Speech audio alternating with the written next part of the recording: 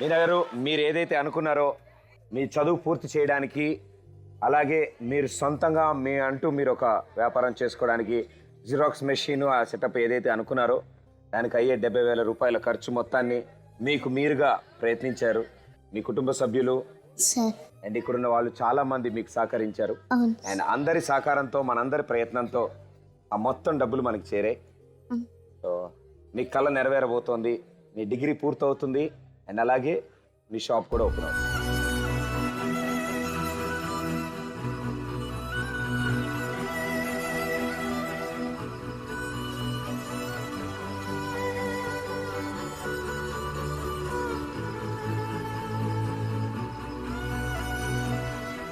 మీనా గారు, మీరు అందరికీ ధైర్యం నింపేవాళ్ళు. మీరు అస్సలు బాధపడకండి.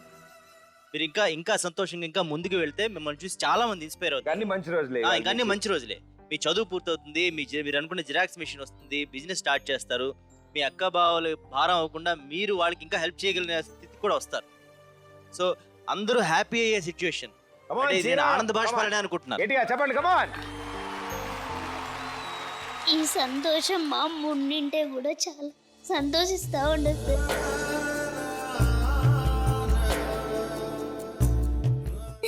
ఈ సమయానికి మా అమ్మ లేనందుకు చాలా బాధగా ఉంది.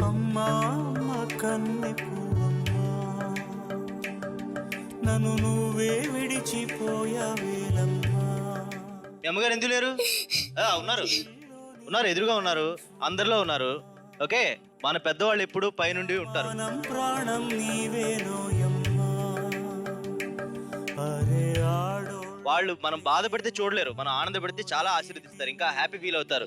సో మనం బాధపడకూడదు, మనం అనుకున్నది వస్తుంది కాబట్టి ఇంకా హ్యాపీ ఫీల్ అవ్వాలి. వాళ్ళు బాధపడకుండా చూడాలి. ఓకే, మా school girls high school sir, నేను చదివింది అది చాలా లాంగ్గా ఉండేటప్పుడు మా అమ్మ పనికి వెళ్ళేటప్పుడు నాకు లాంగ్గా ఉందంటే భుజాల మీద ఎత్తుకొని తీసుకెళ్ళింది సార్ స్కూల్కి.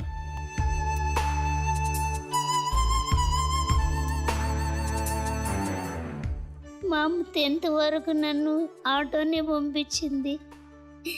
ఇంటర్ ల్యాబ్ చేస్తానంటే కూడా తను కష్టపడి కూరగాయలు డోర్ టు డోర్ అమ్మి నన్ను పోసిచ్చింది. నాకు ఇది కావాలి అంటే అది తెచ్చిపెట్టి సంతోషాన్ని ఇచ్చేది.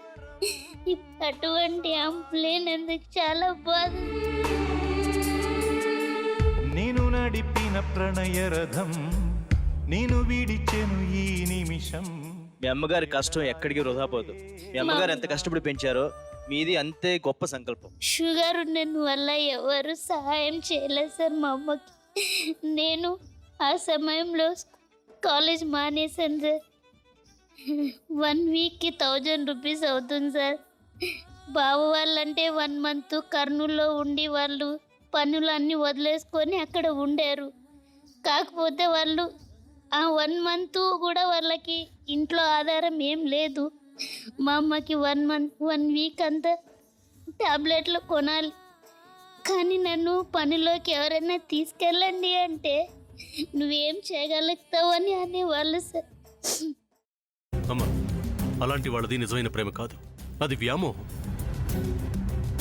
ఎగ్జాక్ట్లీ చిన్నత్త, నిజంగా ప్రేమించుకున్న వాళ్ళు అలా చేయరు.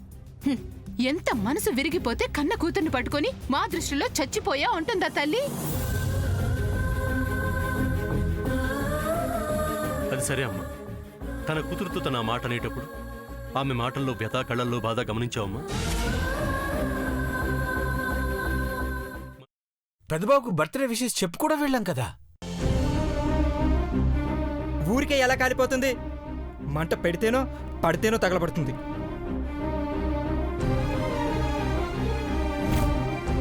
కరెక్ట్ చిన్నబాబు, నీకొచ్చినట్టే నాకు డౌట్ వచ్చింది. పార్వతే షర్టును తగలబెట్టిందనుకుంటా.